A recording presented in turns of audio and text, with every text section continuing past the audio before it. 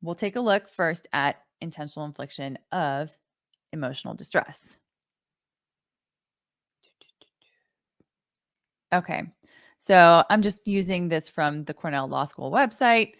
Not every website is particularly trustworthy when we're talking about, elements of legal claims, but this one tends to be pretty good. So I'm just going to go ahead and go with this for now, just because I wanted to cobble this together pretty quickly. Okay.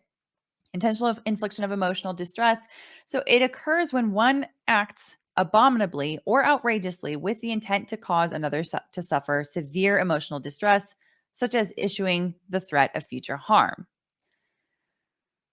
So there are 4 basic elements here, and this can change from state to state, by the way. So some states are a little bit make it a little bit easier to prove IIED. Other states make it a little bit harder to prove it. But this is the basics of it, is that number 1, that the defendant has done something. They've had some kind of an action. Either they've said something or they've done something. Big what? Number 2, the defendant's conduct is outrageous. Number 3, the defendant acts for the purposes of causing the victim emotional distress so severe that it could be expected to adversely affect mental health.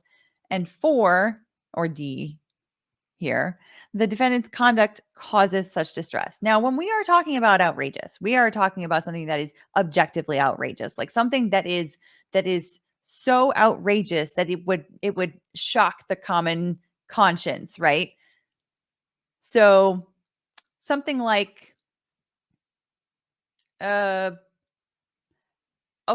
let's a really good example, I guess, that I'm just thinking off the top of my head of intentional infliction of emotional distress would be, if somebody were to post um, revenge illicit photos or video footage, for example. You go and you do that because you're mad at your ex, and you post that up on the internet. You do that specifically to spite this person that you are very angry at, right? So first you've got an act that's posting private material, and that is illicit. 2, it's outrageous because who in the hell would do that, right? Number 3, it's for the purpose of causing the victim emotional distress so severe that it would be expected to adversely affect mental health. That's like why those kind of sites exist, right? Is specifically to cause that kind of harm. And 4, that it actually does cause someone harm. So, for example, like they would have to probably know that was posted up there, or something like that. And that they would have to show that they've been suffering from depression, they've maybe lost a job, or I don't know, something like that. So all kinds of ways to prove that it actually did cause emotional distress. So, but you have to be able, so at this point in the case, in the complaint, you have to have alleged all 4 of those basic elements here. So what they're saying is the act, I guess I'll pull it back up.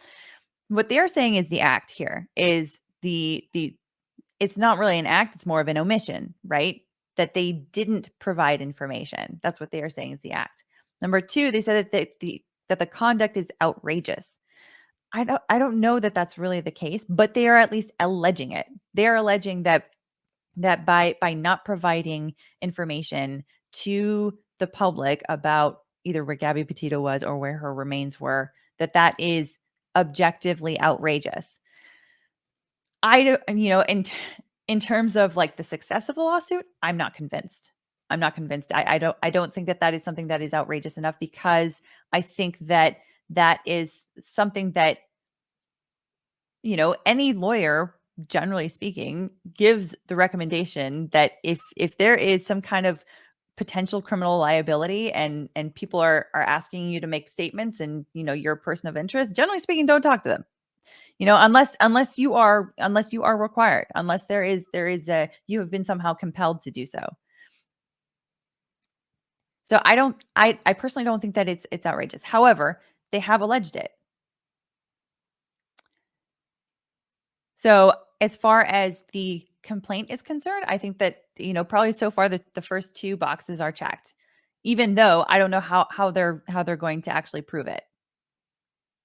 Number 3, the defendant acts for the purpose of causing the victim emotional distress so severe that it could be expected to adversely affect mental health. Now, forgive me, as I was going through, I don't recall seeing an allegation that they purposely caused them emotional distress.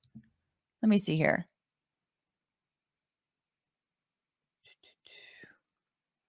Well, I guess purposeful. No, that's I take that back. Here in paragraph 30, that it says Christopher Laundrie and Roberta Laundrie knew of the mental suffering and anguish of Joseph Petito and Nicole Schmidt, and they knew that they could alleviate, at least in part, such mental suffering. Okay. And yet they repeatedly refused to do so. So they acted with malice or great indifference to the rights. Okay. So that would satisfy this element, number 3, that they acted for the purpose of causing the victim emotional distress. Because if at least they knew that something was going on and they disregarded it, that in some jurisdictions can be enough for to show purpose. So number 3, as far as the allegations are concerned, the factual allegations in the complaint are concerned, I think that element 3 is met. Number 4, that the defendant's conduct caused such distress. Looking back at the complaint again, they said as a direct and proximate result of the willfulness and maliciousness of Christopher Laundrie and Roberta Laundrie, Joseph Petito and Nicole Schmidt had been caused to suffer pain and suffering, mental anguish, inconvenience, loss of capacity for enjoyment of life experienced in the past and to be experienced in the future. So, yes, they did allege it. Now, can they prove it? That's a whole other question. So, as far as intentional infliction of emotional distress, just to reiterate, just to make it super clear for you guys, I think that this complaint does check all of the elements. So I think that it would survive if there was a motion to dismiss or a demur, depending on Florida and how, like, what term they use. It's the same thing. It's just different states sometimes use different words.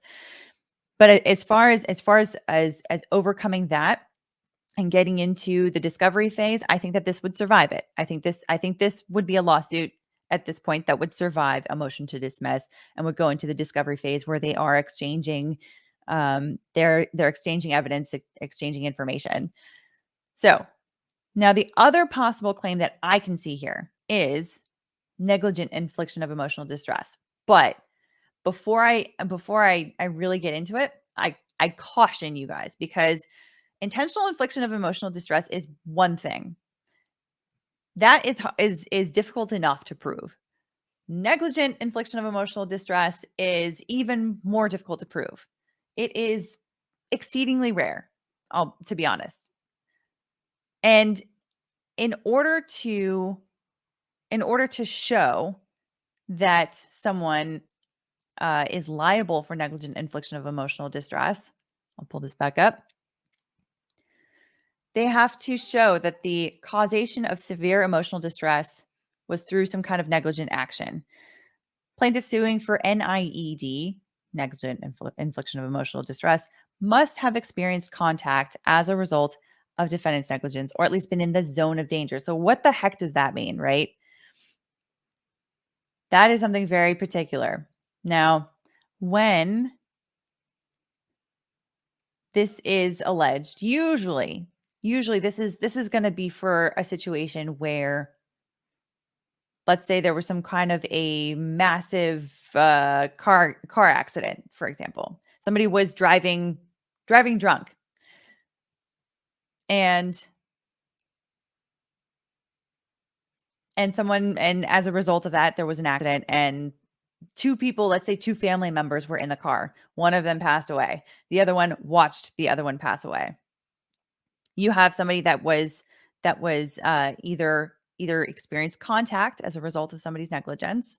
The negligence being, well, driving drunk would be more than negligence, but they could even just be driving erratically, right? They're not paying attention to what they're doing as they're driving, and they get into this horrific accident. or you can even say that somebody's on the sidewalk, right? And they see their kid, they're right next to their kid when their kid gets hit with something, hit specifically with, a vehicle or something like that because somebody is driving negligently.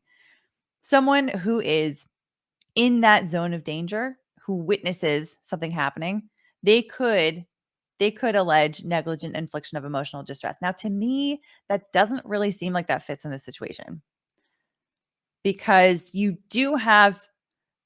could say, okay, maybe negligence, maybe. Um, but in order to show negligence in this case, we talked a little bit about duty earlier, right?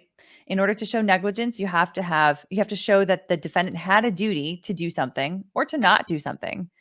And if they had a duty to do something, that they breached that duty by not doing it, being a little bit oblique when in my description here, but basically that they had a duty to do something, they didn't do it, and as a result of that breach, there was harm that the plaintiff experienced, and that you can link that harm causally. You can identify a causal link between that breach and that harm.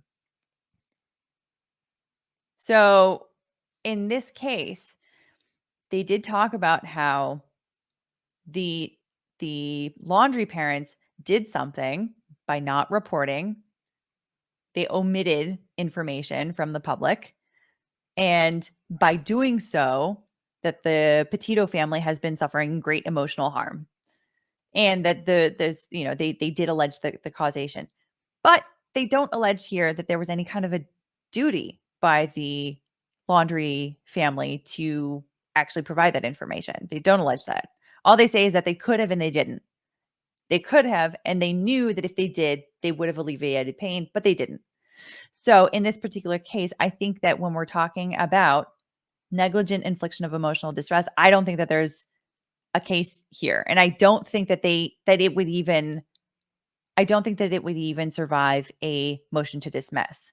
So basically, that just leaves us with intentional infliction of emotional distress. That's basically all that this lawsuit is really about, according to the way that this has been drafted. Now, this is a very short complaint.